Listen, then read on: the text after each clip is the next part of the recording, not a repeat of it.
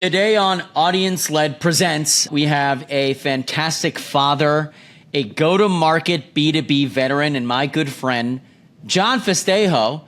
He is the CEO of Salesbricks, a company that is focused on building real B2B revenue infrastructure and eliminating costly operational debt. Jon, here are two prompts that I'd love for you to answer for me on camera. Here's the first one. You recently shared that Salesbricks migrated over $50 million in billing volume away from Stripe in just 2 months, warning founders about the hidden operational debt that Stripe creates. For growing B2B startups, what are the most critical billing and data mistakes a standard Stripe setup introduces, and when is the exact milestone, or thereabouts, where a company outgrows it? It's a good question. I think the biggest weakness for B2B companies using Stripe right now is the flexibility and the ability to do anything into the platform. So we've been seeing a lot of our customers on an order by order, on a customer by customer basis, inventing a SKU that will help win that particular deal. And the byproduct of that is over 1,000 line items in their product catalog that they invest in the sellers, and the sellers come in and do their thing, but they're so confused, and it's just very hard to understand what the actual product offering is as it relates to the brass tacks of like the product features and the monetization levers of the actual order. And a lot of customers just really struggle on that. And I think one of the biggest, to your second question, when is that milestone where people start to feel that pain? It's typically when they start to hire in twos the sellers that would have to perform those jobs to be done in revenue. And so they are frustrated, they buy 3 or 4 more tools on top of that, and it just creates a huge slog of operational challenges for that team. So you're saying that they outgrow it when you hire a seller and the seller's confused. Yeah, I mean, we've seen so many customers that everything lives in the CEO's brain. Like, what is the product catalog?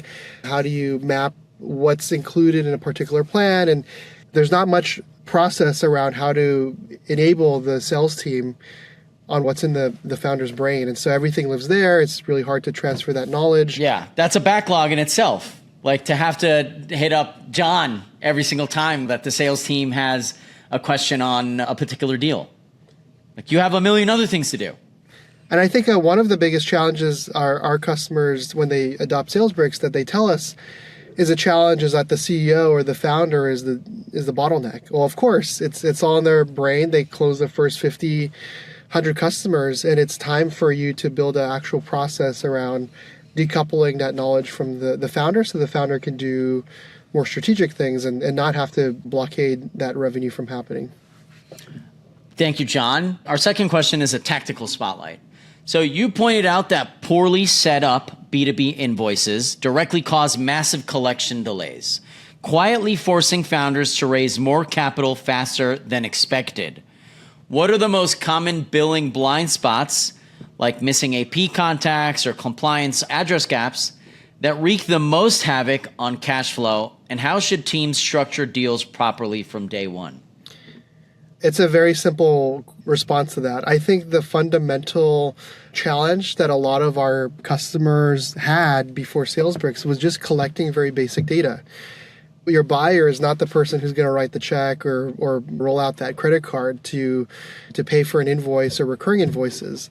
There's somebody probably in Atlanta or in Asia who's handling a lot of that stuff. And so if you don't collect that information up front, it's a safari hunt to go communicate amongst the team remotely to figure out that AP or that contact information.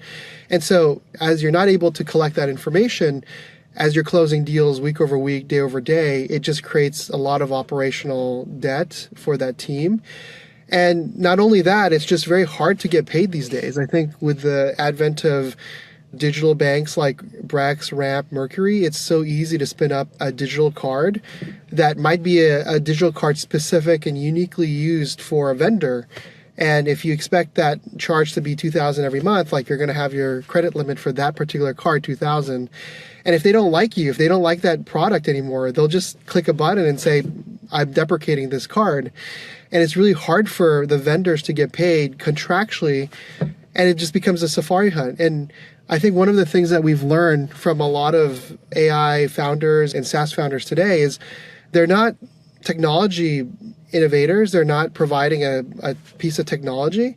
They're actually running a loan company. So they're providing that service, but that service is on credit because they haven't got paid for 60, 90, 120 days. And little did the founders know, like, you're not a tech company anymore. You're actually a loan company. You're loaning your customers the service and you're covering that loan because you're not getting paid and at zero interest. And so a lot of people don't realize that. And it's something that's like an eye opener when I tell the founders, like, hey, you have 80% of your ARR uncollected. Did you know you're a bank and you're not getting paid for that service either? So that is so good, dude. Mind blowing, isn't it?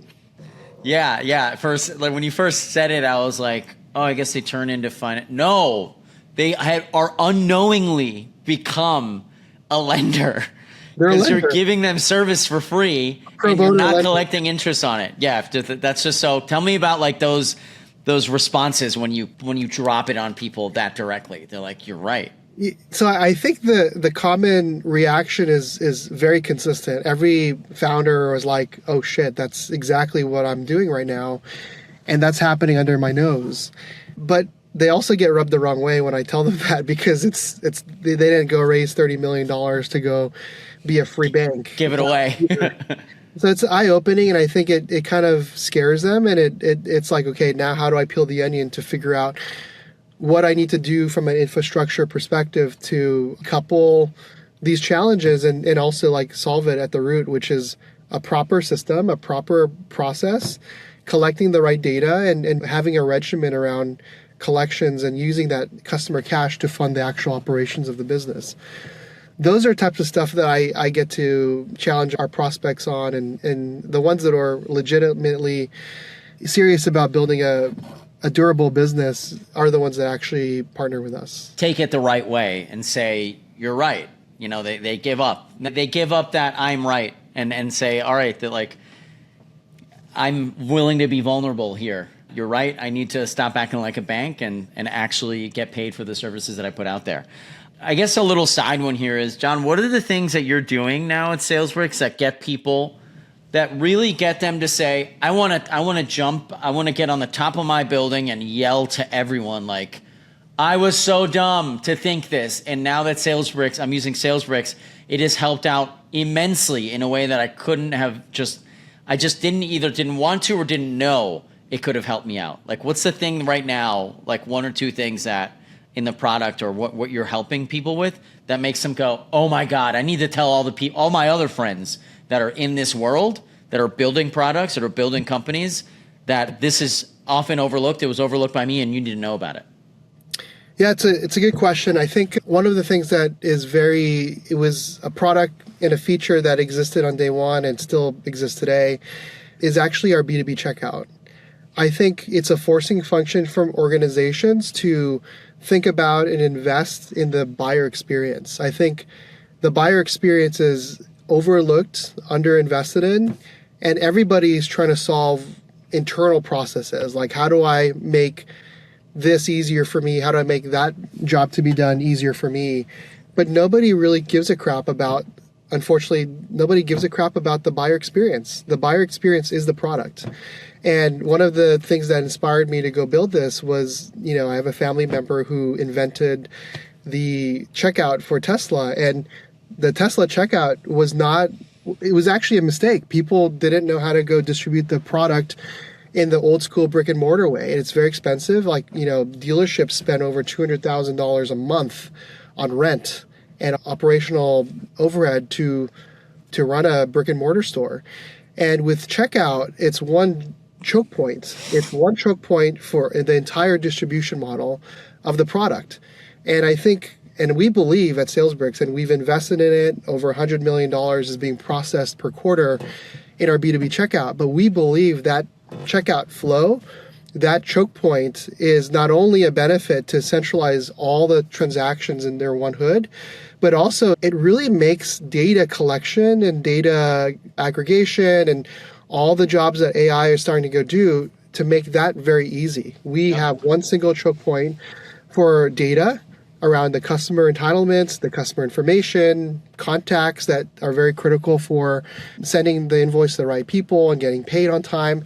It's just a forcing function, and people are still figuring out how to go do something on a DocuSign. And so we bring this forcing function for founders who really want to invest in a better way to facilitate revenue. And that's what's really the aha moment. Like after people close deals for the very first time or the first month at Salesbricks using that B2B checkout, it is a night and day experience that we get a lot of inbounds because of that. Not just from our customers, but like from our customers' customers as a buyer experiencing. As a buyer, right. That say like that was such a smooth checkout experience. And I thought it was so interesting in the AI world where having everything in one repository, right? About like where all this data lives under one hood. So you can leverage AI. You can leverage all of that information with whatever AI tool that you choose or however you're going to build things, and have it all in one place is a lot easier. The biggest problem right now with a lot of these AI native applications, platforms, apps out there is that it's hungry for well-structured, accurate, real-time, living and breathing data. And unfortunately, the way that we're taught to go build a business is you have to go buy a lot of technology and tools. And those tools are exhausting so much data. But wrangling that into one central location so that you can consume that information and run the business better, that is the biggest challenge. And so Salesbricks is sitting on a lot of ephemeral data that has, seconds of a lifespan or a day of a lifespan that is critical to customer success, managing the customers. Whoever solves the data problem in the area that they're, solving a problem will figure it out. And I think they'll be very valuable companies. And I think centralizing that data in something like a Salesbricks for revenue is a non-negotiable as AI is starting to pick up and be adopted here. I think, thank you so much for these answers. I think you're well on your way of becoming what you've said forever is a data company. Right? That's right. You spilled the beans. Well, we can leave that out, You spilled the beans. Hey, dude, if the right people that are building things know that that's kind of where the gold is, right? They've been saying it for 15, 20 years. Data is the gold rush. So it's not a secret to anyone. It's packaged in a different way. Everyone's packaging it in a different way. And I think your package is in a way that really does help all these startup companies from the beginning do things the right way and eliminate a lot of operational debt. Jon, thank you so much, man. It's good to be here. Thanks, Brian.